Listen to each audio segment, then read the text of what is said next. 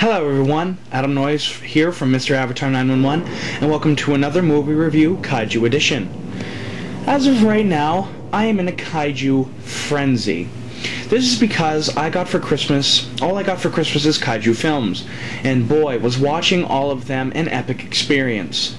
This caused me to rewatch the Japanese version of a film directed by Ishiro Honda, special effects by Eiji Tsuburaya, produced by Tomoyuki Tanaka, music by Maestro Akira Ifukube, and written by Takeo Murata. You may recognize at least 4 of these names. That's because they all worked on the original Gojira made in 1954. What strikes me as sad is that Takeo Murata also worked on the original Gojira. He is purely the reason why Gojira is such a classic, for without him, the film's dialogue would have been all different, the allegories would not have been as powerful, and the world would look at Godzilla in a whole different way. But I digress. I am not here to talk about him, but instead to talk about Radon, made in 1956. Arguably, next to the original Gojira, this is Ishiro Honda's second most famous film. Though personally it's not my favorite, it is right up there in terms of cinematography, story, special and visual effects, and direction. It's a masterful kaiju film that surpasses the waves of time, and to this day has the same meaning as it did over 50 years ago when it was first released. This also marked the first kaiju film in Japan to be released in color. This review does contain spoilers, so be warned. I also am not reviewing the English cut-dash version of the film. I'm reviewing the original Japanese version, which is over 20 minutes longer. Throughout the review, I will mention the English cut, but I will mainly be talking about the original epic masterpiece. The film begins in the small mining town of Kitsumatsu. Here we are introduced to our main character, head mining engineer Shigeru, played by Kenji Shihara. 2 men who hate each other are sent deep within the mine, great idea, where we discover it has flooded. Soon after they disappear.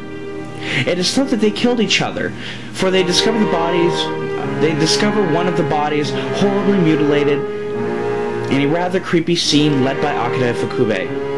This scene proved to me that Shigeru wasn't going to be a normal, stagnant character, and that he is concerned for the well-being of the miners, and that he is brave. Normally a boss wouldn't get suited up and run down to the bottom of the mine shaft, but he does.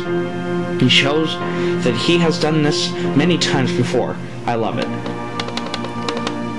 Back to the plot. We find out that the sister of the remaining missing miner is Shigeru's fiancé, named Kiyo.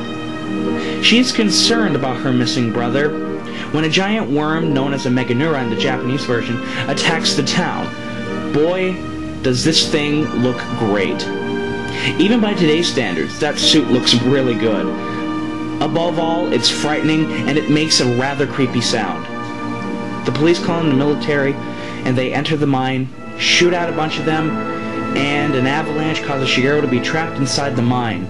Cut to the next day, and biologist Kishiwagi is assessing the situation, discussing ways to kill the creatures, instead of how to save them like in almost every other sci-fi film, including The Thing and the Green Slime.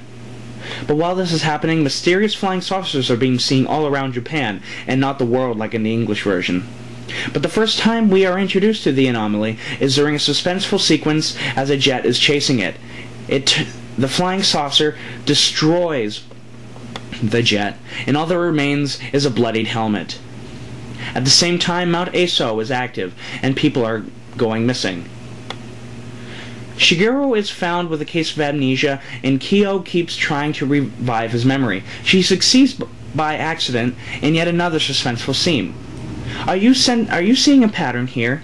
The film has unbelievably well put together atmospheric sequences, and they all leave an impression on you. We discover that Radon has hatched out of an egg and has eaten the Meganuras. They all travel to the volcano, and Radon flies out, showing off the magic of Eiji Tsuburaya. Radon destroys a jeep, and when it smashes against a rock, you see a miniature man get crushed within it. That shows how much attention they put into the film. Unlike in the English version, only one is revealed, and the second one in the Japanese version is revealed during the attack of Sasebo, which I personally think makes the film a lot better. Trivia time. Apparently, Haru Nakajima, who played Radon, was in the suit when the wire broke. He fell 20 feet from the air and hit only a 1 foot deep pool of water. Damn, talk about dedication. He passed out several times in the original Gojira, had explosions go off underneath his privates in Varan, nearly drowned in Ghidra the three-headed monster, and almost broke his leg fighting Sonda in War of the Gargantuas. Anyway, the two Radons destroy the city epically and fly away. Then the military get a great idea to cause Azo to erupt and kill both of them. It's a clever way to kill off the two monsters. Much like in Godzilla Raids Again, they kill the monsters not by science, but by pure ingenuity of the human mind. Well, it succeeds, and is really well done. I love the ending. It's dark, sad, and epic. So that's Radon, and boy, is it good. Now, as we all know, Ishiro Honda is the master of allegory, and that's an understatement. The film is no exception to the great mastery of this. It's full of commentary that is unlike many of the films he has done in the past, or even he's going to do in the future. Usually I would accept some kind of anti-nuke message. We do get that in the English version, but in the Japanese version, it doesn't even mention the bomb once. Instead, the commentary is more on the emotions instead of something physical. Perhaps Ishiro Honda took this approach deliberately, sensed that he could make something darker than what he would get normally. It takes a while for the audience to get it, but the end screams the allegory. That is, love triumphs over hatred. Now let's analyze the film's ending. What gets the two Radons isn't the trickery of the operation, but love. The first Radon falls into the lava and is burnt to death. But then the second one could have easily gotten away, for it flew away earlier from when the volcano started to erupt. But why doesn't it? It does it because it would rather die with its mate than live a life alone and full of hatred. Then we can look at Shigeru and Kyo. They are almost opposite, but yet parallel to both Radons. What keeps Shigeru from going crazy after losing many of his friends in the mine? Kyo. Kyo was always there for him, and he was always there to come for her. I love it. Ishiro Honda often does this, have the monsters parallel the two main characters. Though that is perhaps the largest one, I believe that there is one other.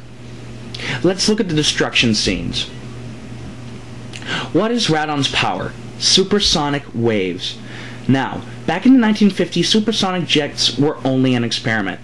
Could this be a metaphor for the Cold War? Radon doesn't represent the USSR or America, but just the war in general. Each country is looking to best the other, and in the process not knowing what they are doing to their own world. Now this could lead to a debate to the atomic bomb, but I don't believe that this is what Ishiro Honda was going for with this film. Radon represents the arrogance of the world, just like how in the original Gojira represents hatred. Now I would like to talk about the visual effects. I believe this is the first Japanese kaiju film to have the monster fly. It looks amazing, and the grain of the film only adds to the magic, just like in the original Gojira. Just like in that, where nearly all the visual effects were done through a system of trial and error, so was this. While watching, I found myself seeing 3 different models for the first Radon. There was a small mock-up for long fight scenes, a hand puppet for close-ups, and it resembles the suit perfectly, and the suit itself. Then I noticed something else. The second Rodan was built to look different from the first one. It looks bulkier and wider than the other one. That's awesome. The special effects crew actually went through the process of making them look different. That shows how much attention they went through when they did all this. I love it. Also, I would love to commend the wire works. There was only 3 shots in the film where I noticed a wire, and one was even cut out of the English cut. But even then, I was purposely looking for them. It also showed to me how bold everyone was shooting the attack scene at this day and time. Within the case of the first two Godzilla films, they could hide some of the wireworks and trickery because the battles were at nighttime, and then add to that they were shot in black and white. But in this case, Radon, in the case of Radon, not only is the attack scene done during the daytime, but also in color. This was bold for the 1950s, and this is why this film was received well in Japan and in the United States. This is a case of cinema magic taking place. This film is bold, fun, well put together, dark, tragic, and has great metaphors and a great story. Adding all these together creates a film that will be remembered by not only kaiju fans, but film buffs in general. I give this movie a 4 out of 4 stars. Give it a watch.